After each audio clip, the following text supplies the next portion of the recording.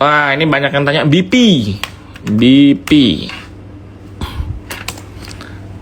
BP baru mengalami penurunan 2 hari terakhir karena rebound naiknya juga tinggi nih. Nah, teman-teman kalau lihat di bawah ini kan naiknya tuh bisa dikatakan hampir 2 kali rata-rata 20 hari terakhir. Sedangkan turunnya itu kecil. Nah, jadi artinya apa? Artinya orang yang kemarin beli di tanggal 17 Juni ini, berarti di minggu lalu ya, dari Jumat, itu sekarang masih pegang barang banyak nih. Karena di sini volume jualnya itu nggak seberapa. Nah, artinya apa lagi kalau misalkan orang masih pegang, masih ada potensi untuk turun. Potensi turun sampai ke berapa ya? Kemungkinan sampai balik ke range ini. Ya, kita ekspektasikan, kita gambar kotak aja deh, biar gampang. Kemungkinan dia bakal balik di sini nih. Nah, jadi yang warna kuning ini teman-teman bisa lihat ya, 106 sampai 129 gitu. Karena memang kenaikannya BP itu kemarin di hari Jumat naiknya signifikan. Jadi ini saham-saham yang kayak gini nih, saham-saham small mid caps ini yang enak buat trading di kondisi market seperti sekarang. Kenapa? Karena naiknya tuh lumayan, bisa di atas 5%, dan dibacanya itu juga masih enak nih, gitu. Ada yang tanya Toys. Wah, Toys saya nggak pernah lihat sih. Tapi saya coba bantu teknikalnya aja ya. Toys, waduh, uptrendnya teman-teman bisa lihat masih downtrend banget. Nah, masih nggak menarik. Beberapa ini sempat jebol naik, tapi dia ternyata ditipu, turun lagi. Ini jebol naik, ternyata ditipu lagi. Dan ini kemungkinan kalau jebol teman-teman ada potensi ditipu lagi nih. Jadi mungkin teman-teman agak hati-hati ya untuk Toys ini. Tadi tebik udah, Bank BNI. BNI masih menarik. Dia masih belum nutup gapnya di sini. Nah, teman-teman bisa lihat kan, dia masih ada gap di harga 8475 sampai 8675. Hari ini tutupan itu pas banget di gap awalnya nih. Jadi apakah besok bisa nembus? Kemungkinan bisa. Jadi kalau misalkan mau trading jangka pendek 1 harian, BNI bolehlah besok beli, langsung beli di harga closing hari ini 8450. Terus di 8550 atau 8600 langsung antri jual aja. Jadi kita trading jangka pendek lumayan dapat 2%, 3% 1 hari kan. Kita ulangin itu terus juga bisa ibaratnya sedikit demi sedikit lama-lama jadi bukit. BNI ini masih menarik nih kalau misalkan mau entry buy. Karena memang secara fundamentalnya juga belum ada perubahan ya. Sektor perbankan dari tim analis kita itu merupakan sektor yang paling bisa dikatakan itu paling direkomendasikan lah, karena story-nya itu yang paling jelas, nggak ada intervensi. Tapi ingat, besok tanggal 23 itu berarti hari Kamis ya, benar nggak? 23 ya, hari Kamis Bank Indonesia itu akan ada meeting ngomongin apakah mau meningkatkan suku bunga apa enggak. Tapi kita kalau misalnya ngelihat dari statementnya Gubernur BU terakhir sih belum ada potensi untuk meningkatkan suku bunga ya. Jadi kemungkinan sektor perbankan akan ranging terus. Jadi BNI ini harusnya masih enak untuk coba dikoleksi gitu. Terus ini ada lagi yang tanya Friend. Wah, sektor telekomunikasi itu hari ini primadona ya. Dari Terima Ideas juga tadi sempat kasih rekomendasi Friend juga, terus ISAT sama Telkom, karena memang kita ngelihat sektor telekomunikasi ini masih oke. Minggu lalu sempat saya bahas juga sama Kohans bahwa sektor telekomunikasi itu harusnya laporan keuangan di kuartal kedua bagus. Kenapa? Karena di first Q kemarin ketika bulan Lebaran, big company-nya kayak Telkom, terus Indosat sama Excel itu dia baru aja meningkatkan harga paket data. Di bulan Lebaran ketika orang-orang pada mudik, traffic datanya meningkat, harusnya ketika harganya dinaikin, itu akan kerefleks di second Q. Jadi kita ngelihatnya sektor telekomunikasi merupakan salah satu sektor yang menarik. Kalau topik saya sih untuk long term Indosat, tapi balik lagi nih, sekarang kayaknya nggak cocok kalau kita investasi jangka panjang. Kalau jangka pendek ya Friend ini masih menarik untuk coba dikoleksi. Hari ini Friend juga udah jebol lompat naik. Banyak yang bilang bisa nggak sampai ke 100. Kalau saya sih ngelihatnya sampai ke 89 dulu deh, bisa solid nggak? Kalau dia misalkan 91, 92 dalam kurun waktu 2 hari bisa tembus 100. Tapi takutnya kayak kemarin nih, sempat ke angka 90, sempat ke angka 91, habis itu balik lagi ditarik. Karena orang-orang ya manfaatkan ini untuk trading. Jadi jangan ekspektasi untuk bisa naik sampai ke 100 kalau memang fluktuasi harganya masih tinggi. Kalau misalkan memang volume orang-orang tuh masih masuk di sini masih banyak. Karena memang smartphone ini kan ya bisa dikatakan dia itu saham telekomunikasi, bisa dikatakan medium cap, tapi orang ekspektasinya big cap, tapi harga sahamnya murah. Jadi enak buat trading gitu. Jadi besok gimana? Masih rekomendasi buy? Kalau saya ngelihat sih harusnya masih ada potensi ya untuk balik ke 89. Tapi kalau teman-teman besok tiba-tiba opening itu udah di atas angka 85, misalkan 86, 87, nggak usah dikejar. Mending kita cari yang lain aja. Tapi kalau misalkan hari ini ngikutin rekomendasi Terima Ideas, udah beli di harga 80, 82, 83, dan belum jual, ya udah nggak apa-apa.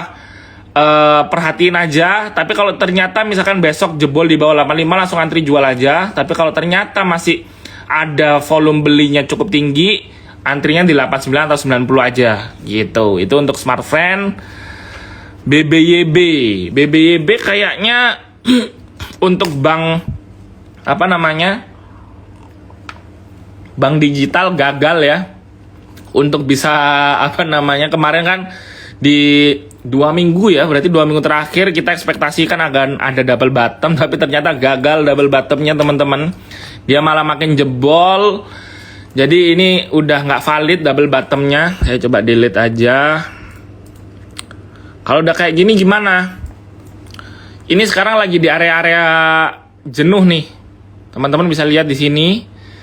Kenapa saya bilang area-area jenuh? Volumenya habis, harganya udah nggak kemana-mana. Apakah bisa naik? Saya bilang masih belum tentu. Tapi kalau misalkan turun, ya kemungkinan 70% turun, 30% naik. Jadi ya lebih banyak turunnya. Kenapa? Karena teman-teman lihat nih, garis warna hijau nih. Ini kan MA20-nya. Secara rata-rata dia masih di bawah MA20 dan jaraknya pun jauh. Jaraknya dari rata-rata 20 hari terakhir dan harga penutupan hari ini tuh jauh. Jadi ada selisih harganya tuh cukup tinggi untuk bisa. Gampangnya gini deh, suatu saham tuh untuk bisa melakukan pembalikan arah itu seenggaknya kalau misalkan rata-rata 20 hari terakhir sama harganya tuh udah mepet. Kalau misalkan di sini nih, kemungkinan tuh makanya kan kemarin kita ekspektasi akan ada pembalikan arah, ada bakal ngebentuk double bottom karena di sini udah mendekati. Udah deket-dekat kita ekspektasikan bisa lompat, tapi ternyata volume buangannya masih banyak, makin jauh jaraknya. Kalau udah kayak gini, potensi untuk turun tuh masih panjang. Untuk bisa pembalikan arah masih belum ada sinyal-sinyal. Kemarin double bottomnya juga nggak kebentuk. Ini malah ngebentuk double top nih. Ini top pertama, ini top kedua. Yang kita ekspektasikan double bottom malah double top di sini. Jadi turun, makanya ini turunnya double top pendek sampai ke angka 1060.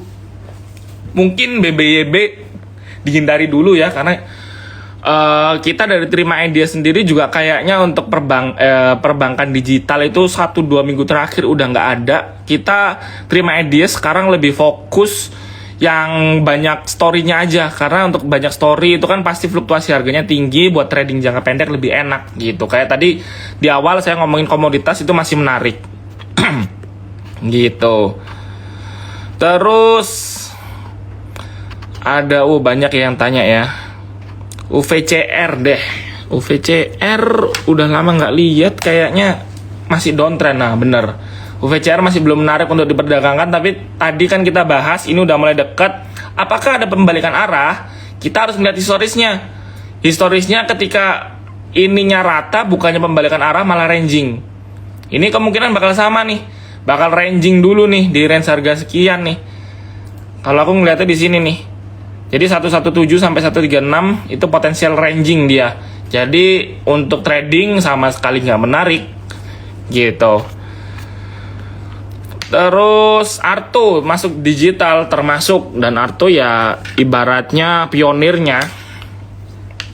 Nah, tapi ya kalau saya sih ketimbang bank digitalnya lebih enak bank besarnya aja. Tadi saya kasih rekomendasi bank BNI. BNI itu masih potensial upside, masih menarik. Walaupun Arto ini jangka pendek uptrend ya. Walaupun jangka pendeknya ini uptrend dan dia udah keluar nih dari harganya lebih tinggi daripada rata-rata 20 hari terakhir. Potensi untuk uptrendnya berarti jelas. Tapi sih ya kalau misalkan untuk jangka pendek oke, tapi saya lebih, kalau misalkan disuruh milih apakah Arto atau Big Cap, saya lebih milih Big Banks-nya aja. BNI udah untuk gapnya itu lebih konfirmasi untuk ketutup ya. Tadi kan kita udah bahas untuk Bank BNI-nya. Saratoga, kita lihat Saratoga. Saratoga nih agak sedikit mengkhawatirkan nih. Padahal harusnya kan, kita ngomongin politik dikit ya, harusnya kan tahun depan Sandiaga Uno nyalon nih. Tapi Saratoganya lagi turun. Ya untuk bisa naik sih mungkin masih bisa, tapi menurut saya Saratoga ini soalnya kalau naik itu nggak ada remnya, kalau turun juga sama. Jadi menurut saya kalau lagi kayak gini mending agak hindari aja dulu deh. Saya sih nggak berani kasih rekomendasi karena memang teman-teman lihat ya, ini turunnya ini nggak ada rem, nggak ada perlawanan, volumenya juga stabil. Ini artinya apa? Artinya orang nggak ada yang nampung. Berarti ini ibarat kata adalah orang yang udah beli di harga 1.000 di bawah 2.000 lah. Jadi ketika dia buangan di sini, dia masih merasa untung gitu. Jadi belum ada yang nampung. Menurut saya sih untuk bisa rebound agak tunggu dulu deh. Mending kita tunggu sinyal ada pembalikan arah, dalam artian 2 hari, 3 hari kayak gini dia naik, ya udah kita ngikut. Tapi kalau masih kayak gini, 1 hari merah, 1 hari hijau, 1 hari merah, 1 hari hijau, itu mending dihindari dulu gitu. Iya, Saratoga memang lagi undervalue banget. Tapi ya apakah harganya murah? Memang murah. Tapi balik lagi nih, saya kan dari tadi bilang ini kita enakan untuk jangka pendek.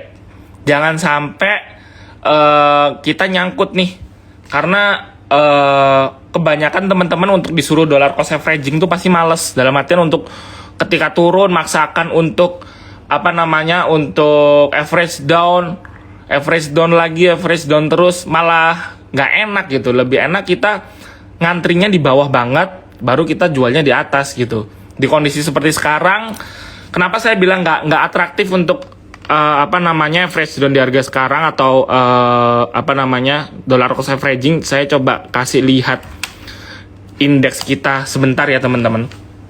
Nih, hari ini memang indeks kita naik, tapi in the long run, jangka menengah, dia itu masih sideways. Kalau teman-teman lihat, baca-baca berita luar negeri, berita dalam negeri, sudah mulai banyak berita negatif, terutama dari luar negerinya. Walaupun di Indonesia belum ada. Tapi kalau teman-teman lihat kan Indonesia itu selalu telat nih, kalau kita ngeliat secara historis. Amerika jebol dulu, baru Indonesia nyusul 3-4 bulan kemudian. Amerika resesi dulu tahun 2021, Cina resesi dulu, Indonesia baru di 2 bulan 3 bulan kemudian.